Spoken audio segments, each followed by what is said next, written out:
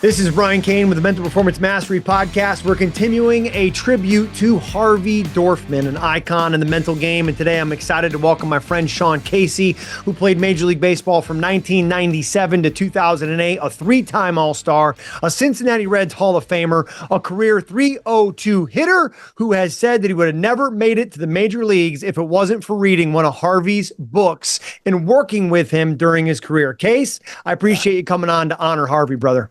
Kainer, that intro gives me chills because, usually I'm not getting intros and they're talking about Harvey Dorfman, but you are right, dude. Like, I can't tell you, my dad bought that book for me, The Mental Game of Baseball. I was 16 years old. It was probably the only book I ever took the time to read when I was that age. And no doubt about it, 100%. I don't play 12 years in the big leagues, go to 3 All-Star games, do the things that career 300 hitter without Harvey Dorfman in that book. And then fortunately for me, I was able to, have Harvey, connect with Harvey when I was in the big leagues and have him be my coach for a few years.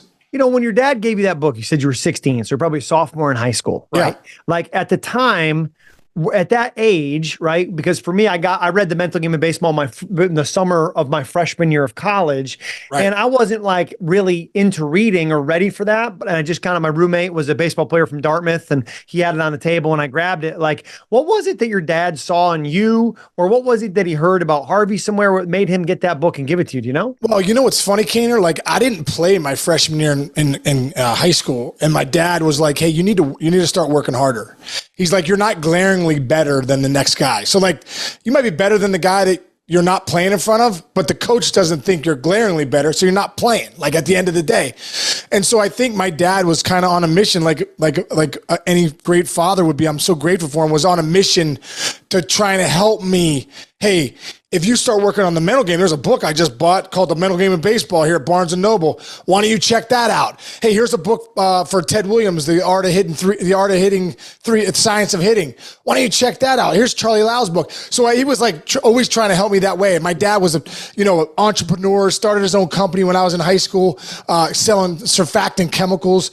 And I think he was like always looking for an edge. So I think he passed that on to me, Kainer. So I think when he gave me that book, he was like, "You're not glaringly better physically right now and also mentally. What if you started hitting every day in the cages? What if you started reading this book every day? What if you took these practices from this book and the things that Harvey says and you put them into practice in the batting cages?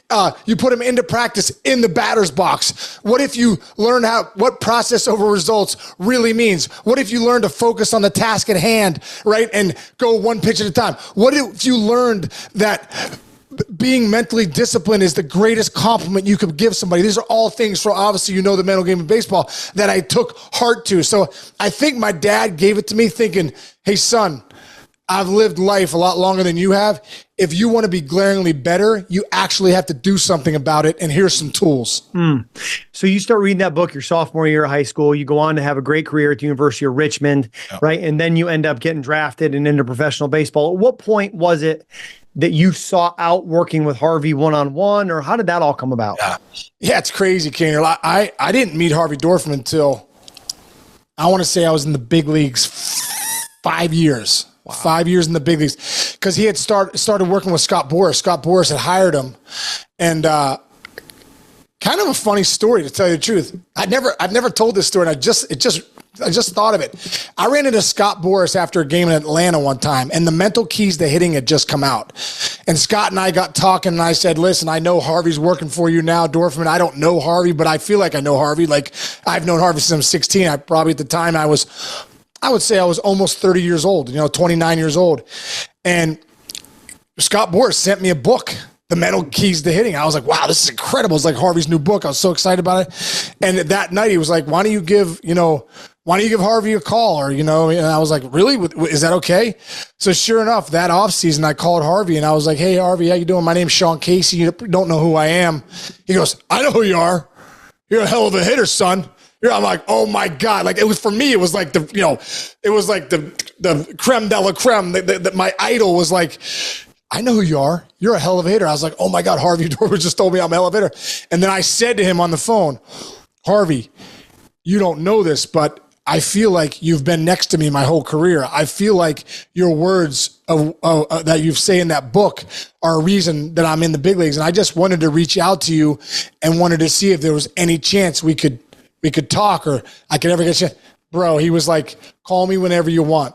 Call me whenever. And dude, and there our relationship kind of took off. And I had one of the biggest, I think it was after the 03 season, the 04 season, I had one of the biggest years of my career. And, I look back and just having the opportunity to talk to Harvey and connect with him, I think was a big reason why.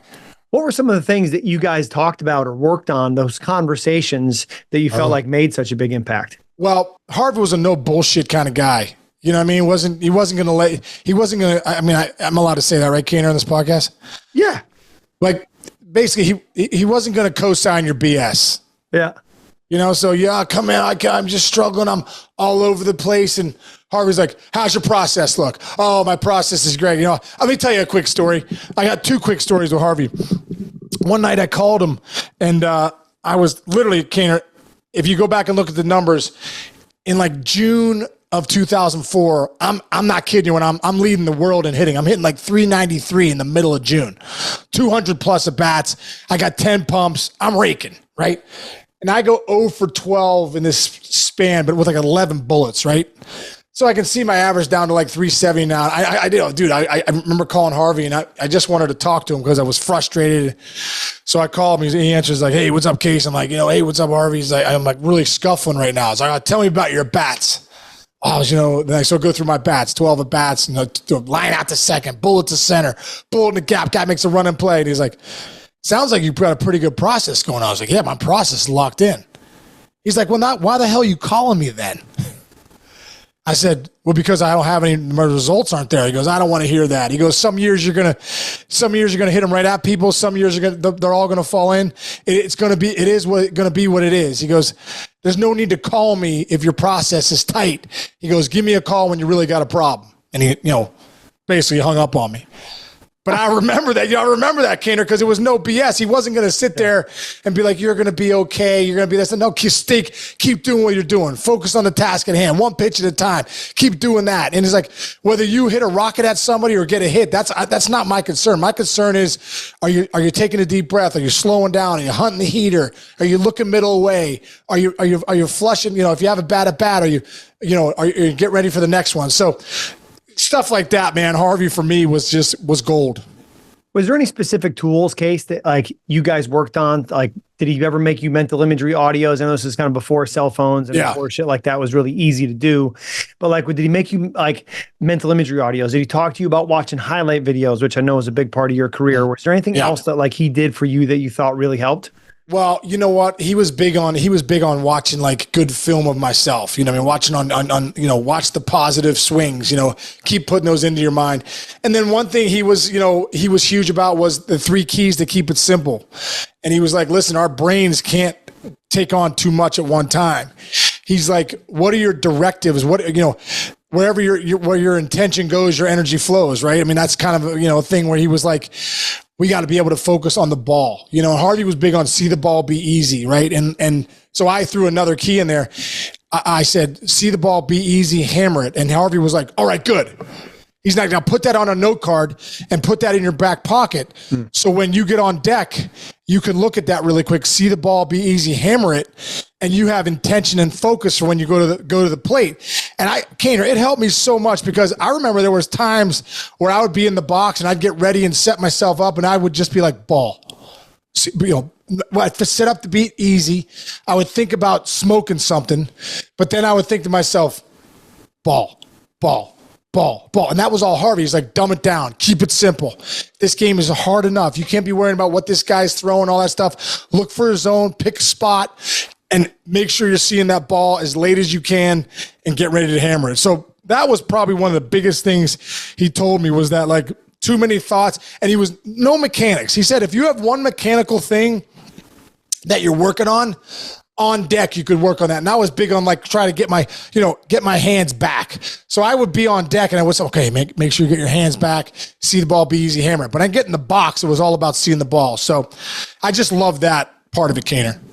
Talk about the mind movies or the highlight videos that you used to watch. I know you did a lot of work with Bill Harrison too, in terms of being able to see yourself performing well. How important was that for you in your career? Well, what was great was if you go look at the mental game of baseball, Bill Harrison's really in that book, because I think Harvey crossed paths with Bill Harrison at one point, and he was, when he talks about getting your best look, what's your 1 through 5? What's your best look? Did you see it at a 4? Did you see it at a 3? Did you see it at a 5? Are you seeing it at a 1 and think you're seeing it?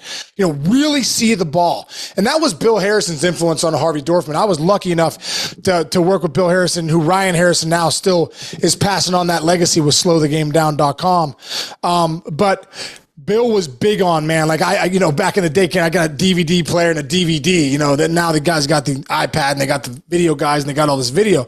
But back then I used to put a DVD on the flights, we'd be done with the games and we'd be flying to San Diego or something. And I would watch, my 10 best swings, and I'd put it to music, and I would just watch myself rocket left center, rocket right center, bullet up the middle, just to make sure that I was, that mental imagery of that, the positive. I wasn't a big guy that went back and looked, hey, what am I doing wrong here? I was like, I would look, when I was going well, what was I doing right? What was I doing right? And I always find I was one swing away, one pitch away from getting it right. But that mental imagery stuff was crucial for me. I know, Case, we're both big fans and believers of a technology that's new to the market called Pison, talking about, evaluating and assessing kind of cognitive performance, whether it's reaction time, whether it's focus, whether it's readiness. Right. Obviously this technology didn't exist when you were playing, but I think some of the things that you're talking about, right, whether it's having your 3 keys to lock you in with your focus, watching a mind movie, I would say that these probably impacted your cognitive performance and allowed you to play well on a more consistent basis. No doubt, man. I think the stuff that Pison has come out with, this company is incredible. Where you wear the wristwatch, you can do some cognitive performance stuff right on it, as far as your reaction time and all that stuff. I think what's coming up the pipe for Pison, though, I think, you talk about the hydration meter. I think that's going to be incredible. It's going to be incredible with sleep. But I think the one thing, Cain, that's going to make it elite is the HRV monitor with performance. I always say, when I was hitting, if I could tell what the breath, how many seconds in and how many seconds out would get my HRV to a place where I'm like, okay, that's right where I need to be with my calmness or heart rate variability, that I perform at my best. If every guy could figure that out, Cainer, I'm telling you what, you'd go to another level. If you're on the bump and you're, okay, let me get that, nice breath, 4 seconds in, 6 seconds out, bam, step, go, rip it. Knowing that 4 seconds in, 6 seconds out gets my heart rate down to a certain spot where now I really let it rip. Now the flow in my body's differently. Now I'm turning my vision on. My eyes are part of my brain, right? So I think Pison's onto something here with the things that they're going to start to be able to evaluate.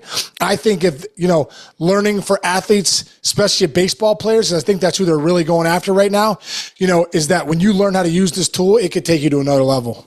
Well, how important is measurement, right? I mean, I know that we've traded sleep scores and HRV scores and things like that. How important, Case, you look at now where you're at in life with the technology that exists that didn't exist when you were playing. There was no sleep tracker when you were playing, right? And now all this technology that is there, knowing what you know now about the wearables and this cognitive performance industry, what would you have done differently maybe back when you were playing based off of the technology that's available now, if it was available back then, with the experience that you have and kind of your perspective now? Well, I think one of the biggest things, Cainer, is that you just said there, what you measure improves. I really believe that. What you measure improves. I mean, that's the bottom line. So if I could use the Aura Ring or the Pison, sleep monitor or whatever, something like that to help me with my sleep, I think that would have been huge. And also too, I just think the HRV stuff for me would have been incredible, even in my training. And I'm in the cages. Yeah, hey man, give me a second. Let me really see where I'm at here. Let me see. Oh, that feels good. That's a different feel. And then bam, you could tell when you get to a certain demeanor. I always said, as soon as a company can figure out what every individual's demeanor should be at their elite performance, the company's going to take off. I think Pison is going to be able to do that. But I know for me as a player, when I was in the cages, just training, if I had something to measure that demeanor where that's slow. That's perfect. Ooh, that's too slow. Oh, that's too geared up. Oh no, got to get it back to here. I got to get the breath, into this certain area where my HRV gets to here. I just think that I would have used that night in and night out. Yeah, it's being able to bring some analytic to that performance state, right? And some guys are going to perform with a higher intensity. Other guys, they perform as if they're sleeping, right? And you see, exactly, as from a mental performance coaching standpoint, there isn't one level of intensity that is going to play for everybody, right? And you look at like Mariano Rivera versus Trevor Hoffman, or versus Troy Percival or Kevin Brown and Greg Maddux. Like they all look at a different way, a different level of intensity when they're performing. But I think bringing some sort of measurement to that makes a massive impact. Yeah, dude, really quick on that note, I mean, talk about one of the greatest conversations I've ever had in my life. 2016 World Series, I'm up in the box with MLB Network, and Harold Reynolds is talking to Hank Aaron. And he's like, hey, Case, come on over, meet Hank. And I'm just like, dude, I'm a little nervous. I mean, not many people. I've met presidents, I've met actors, I've met musicians. I've never really been intimidated by many people. Cain, I love people. Yeah. Hank Aaron, I was nervous. So I walked over and he was so gracious, so kind. One of the nicest people I ever met. A great talk with him. Well, Harold walks off. So I'm like, I'm not walking off. I'm in a conversation with Hank Aaron. I'm going to throw some bullets at him. So I said, Hank, what were you thinking at the plate? Were you thinking about being nice and easy? Were you thinking about being nice and slow, relaxed? He goes, and this is what I mean. This is how everyone thinks different. He goes, relaxed. I wasn't relaxed. He goes, I got my hands on that bat and I was ready to go.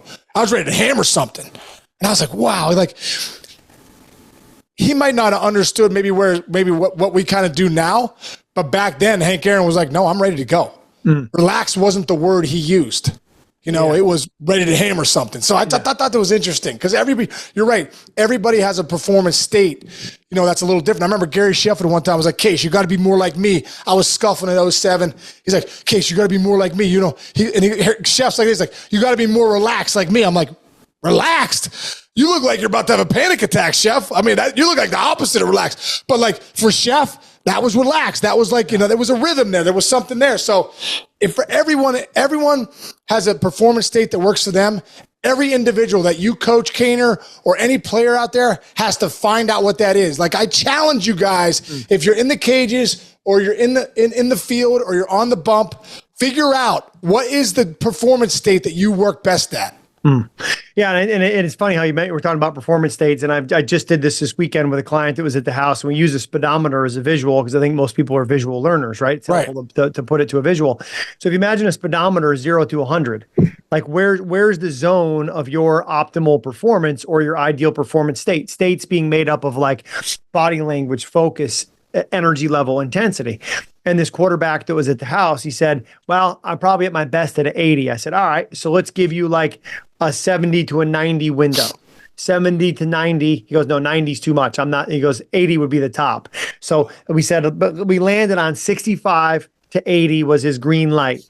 65 to 50, yellow light, 50 below, red light, he ain't ready to go. And he's like, that's a lot of times in practices or in games, it takes me a little bit to get going. I got to be able to move that needle up and get more intense. I have a tendency to slip down. But then if you look at 85 to like 90 was yellow, 90 to 100 was red light for him. Wow. So we have this little speedometer of red, yellow, green, where we want to be, yellow, red, because you can get into yellow lights and red lights out of control, losing control because you're too intense or not intense enough.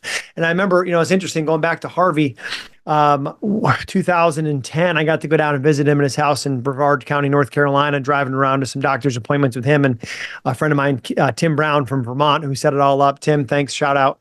And I asked Harvey, I said, what's the biggest thing, Harvey, now you wish you knew when you were just getting started with mental performance coaching? And he's like, you want to help guys grow? 3 things you got to know. That's it. Awareness, strategy, action. Awareness. They don't know what they don't know. They don't know where they're at. They don't know what they need to do to get there because they don't know where they're going. They lack awareness. He goes, strategy, how they're going to get there. And then action, they got to do the work.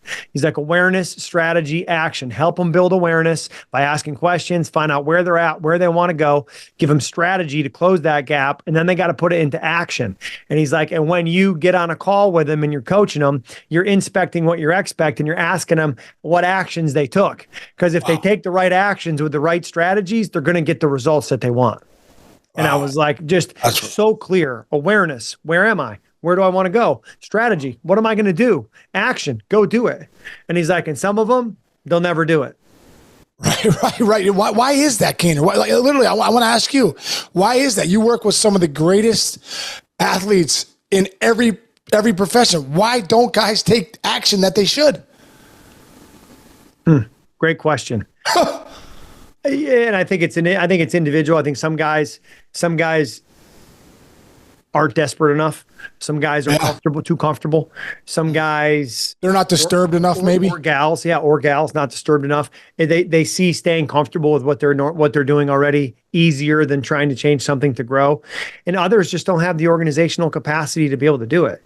And that's where I feel like a lot of the work I do with some athletes is just on organizing and processing their entire life so that they can do some simple things. I mean, something as easy as asking an athlete to listen to a 3-minute podcast, like Mental Performance Daily. If I followed you around your entire day, there's not a 3-minute window where you could do that.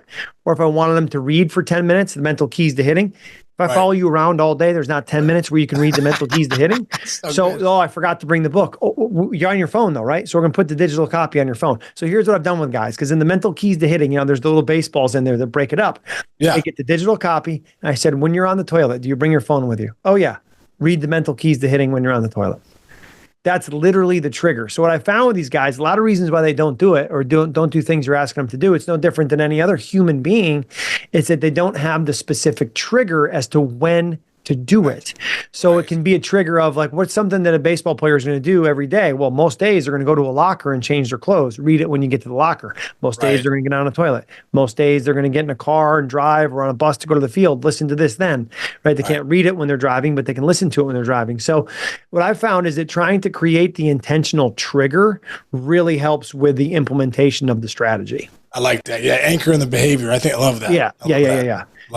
They say like ABC, right? Anchor behavior, celebrate when you do the behavior. Yeah. Well, you already have good habits. Anchor another habit to that habit. Habit stacking. Yeah, very good. Yeah. Love that. Okay, so let me ask you this mental game, right? Like you've always been into the mental game, and now you're running Breakthrough Pro, a training for people who want to take their mental game to the next level. Talk to us about Breakthrough Pro, and talk to us about how people can get more involved with you as a mental performance coach. Because I see it, but what a lot of our listeners, I think, maybe don't know is that like you're a highly active and high mental performance coach who's making a massive impact in the lives of people that you're working with. So if people wanted to work with Sean Casey, be a part of your Breakthrough Pro program, how do they get more about that? Yeah, well, thanks, Cain. I appreciate it, man. Yeah. So Breakthrough, if you can go to breakthrough-pro.com is where you can sign up for our next season of Breakthrough Pro, which starts July 14th. Bro, for me, you know me. I mean, like I said, we're here talking about Harvey. I know the impact he had on me. I know the impact it's had on my life. I know the impact of mental performance coaching. I know the impact of all these concepts, habits, these things that I live every single day that I lived when I played and I live now as, almost a 50-year-old grown adult. I want to pass it on, dude. Like I want to pass on that legacy. I want to pass on Harvey's legacy. I want to pass on the stuff that you do, our friendship. I know the impact you have on people. Like that's what I want to do. So, in Breakthrough Pro, tell you the truth, I called it Breakthrough Pro, and this is the reason why. I think one of the things was like break through your limitations, break through your BS, break through your limiting beliefs, break through the things that you think are holding you back, break through your comfort zone. Right? I think that's why I named it Breakthrough Pro. And I said, bring your mind and your life to the pro level. You know what I mean? Like bridge the gap. They say what can be, one must be, bridging that gap between, there's more out here. I just don't know the concepts. I don't have the knowledge, to go to that next level. And I think at Breakthrough Pro, we have seen so many, kids, whether you're a college athlete, whether you're, we've seen a lot of college, we have college golfers, we have college baseball players, we have high school baseball players, we have a high school rower, we have a woman that is an artist, all these great things. So for me, Breakthrough Pro is taking your game of life to another level. It's an 8-week program, bro. Sunday nights from 7 to 8, you get me and a buddy of mine, John Dennis, who's at the same level as I, for 1 hour for 8 weeks, dude. And for me, I think it's transformational. And anyone out there that hears this podcast, come join us. Breakthrough-pro.com, 8 weeks, 1 hour a week. I guarantee you, if it doesn't change your life, I'll send you all your money back, every single dollar. Yeah, you can call that the double money back guarantee, because if you join a Sean Casey program and you ask for your money back because you didn't think it was good enough, and you actually went through the program and you actually watched all the videos that come with the program, I will also give you your money back. So it's a double money back guarantee, because I can tell you that just getting around Sean Casey, like, I woke up this morning, I had some food poisoning. I wasn't sure I was going to be able to make today's podcast, and right now my food poisoning is gone. Casey, you have completely cured me of any ailments from spending this time together with you on the call. So I appreciate you making time to come on here to talk about Harvey. As this little tribute series, we're talking about the conversations, the content, and the careers impacted by Harvey Dorfman. Anything else that you would want to share? Maybe you say specifically, whether it's about Harvey or about the impact that mental performance makes, to speak specifically to like a professional baseball player that might be listening to this, about the difference that maybe a mental performance coach or Harvey or the mental game would make for them if maybe they're still not yet doing that or working on that aspect of the game. Well, here's the deal, bro. And and I know, if you get to the level of the big leagues, it's one thing to get there. It's one thing to stay there. It's another thing to excel there, right? At the end of the day, or wherever you are. Division I baseball, high school baseball, this relates to everybody, or any sport, UFC, golf, whatever. I think at the end of the day, if you ask these guys that are starting to perform at a high level, hey, man, you're really doing great. You got great abilities. Look how much potential you have. How much of this game do you think is mental? And they'll say, oh, man, this game is 90% mental, man, 90% mental. Every day I got to figure this out and figure out my emotions and not to get too high, not get too low. Hey, how much do you work on the mental game, man, if it's 90% mental? Zero. Zero? You got no program? You got no game plan? You got no coach? You got no book you read daily? You got no habits you're doing? You got to be absolutely kidding me. Like that I think that's how big of a joke I think it is when people tell me that. And I'm like, you got one shot. You got one shot to be a big league ball player. How long are you going to spend? Because it's all good. It's all fun and games when you get up there. But you want to spend 10 years there or 2? Because your talent will get you there. Your mind will keep you there. The strategies will keep you there. How do I go one pitch at a time? How do I turn the page quickly? How am I able to show up day in and day out? How do I play when I don't really want to play? How do I play when I'm exhausted? When I'm struggling, how do I find the fortitude to keep going? Right? How do I get out of my comfort zone? All that kind of stuff. How do I play when I'm a little injured? There's so many different things about the mind, right? The mind is so powerful, but yet we don't take the time to work on it, right? We'll take the time to get in the cages and hit off the tee. We'll take the time to get in the cages and do a million soft toss stuff. We'll take the time to throw our bullpen sessions. But I tell you what, guys, at the end of the day, the mental part of the game is game time. There's a ton of 5 o'clock hitters. I've seen a million of them. There's a ton of players that are great before the game. But come 7 o'clock when game time hits, the guys that work on the mental side of the game, I believe, go to another level. And at the end of the day, if you don't have some sort of coach, you don't have some sort of person or a book or a theory or something that you're reading every day, that you're doing every day. If you want to have a great relationship with your wife, Cain, and you talk to the bear once every week, do you think you'd have a good relationship? She probably would enjoy that more, but I would look to try to do it a lot. Right. Right. But think about that. If you talk to her once a week. Oh, no, once every 3 days you talk to her. Oh, no, maybe once a day. Dude, this is something that's an everyday thing that you need to engulf yourself in to go to another level. So you obviously can see I'm passionate about it. You know me. I just know what it did for me, dude. And I know working with guys like Harvey Dorfman and Bill Harrison and a guy named Wes Syme and some of these guys that just help me, go to that next level, man. Like if you don't have a mental performance coach, hey, good luck, man. You're only going to go as so far as your talent takes you. Joe Madden, I think, said it best a couple of years ago when he was a manager with the Cubs, and he said, if you used to work with a mental performance coach, it was because something was wrong. And now if you're not working with a mental performance coach, you don't want to be great. Oh, that's good. I feel like for baseball players, you have a hitting coach, you have a pitching coach. Hopefully you have a strength coach. You're not writing your own strength program. You don't need to be doing that as a pro athlete. Right. But you do your own mental game, mental performance coaching, physical conditioning, pitching coach, strength coach, nutritionist, mental performance coach. Like if you don't have those 4 people as a part of your team, and maybe you can use your organization for those, maybe you can't. Right. But what is it that you are leaving uncovered? And why I call it the missing link in athletic performance, because at the highest level, people get there because they have ability. But to stay there, it's because they figure out the mental game. And if you take a look at guys that play for a long time, I don't think Sean Casey played 10 years, 12 years in the big leagues and hit 300 because he was the most talented guy that was up there. Right. I don't think Derek Jeter was the most talented shortstop in the Yankees organization every year. Tom Brady was probably not the most physically tooled out quarterback in the Patriots or the Tampa Bay organization, but nobody was going to beat those guys mentally. Right, no doubt about it. And it's funny, you lined up all those coaches and all these players say 90% of the game is mental. That's a pretty big percentage. You don't have a guy that kind of helps you talk through things, walk through your. No. Hey, good luck, man. It's all good. Some people can do it. Most can't. All right. Not that most can't. You're leaving something on the table. At the end of the day, your career is going to be what it is, but it's not going to be what it could have been. You don't want to look back and have any regrets and look in the mirror. I could have played 4 or 5 more years if I'd have just had a couple better years, if I'd have got a few more hits here and there. How many 0 for 4s do we get because our self-confidence, self-esteem is so low that we can't bounce back from it? So guess what? You do that 20, 30 times a year over 162 Cainer, that's 0 for 120, bro. 0 for 80. Just because you can't get your mind right. The anxiety is too gripping. It's paralyzing at times, right? The stress is overwhelming. You don't know how to deal with it because you don't have somebody that you're bouncing stuff off of. Hey, how do I deal with this? I always say you're one pitch away.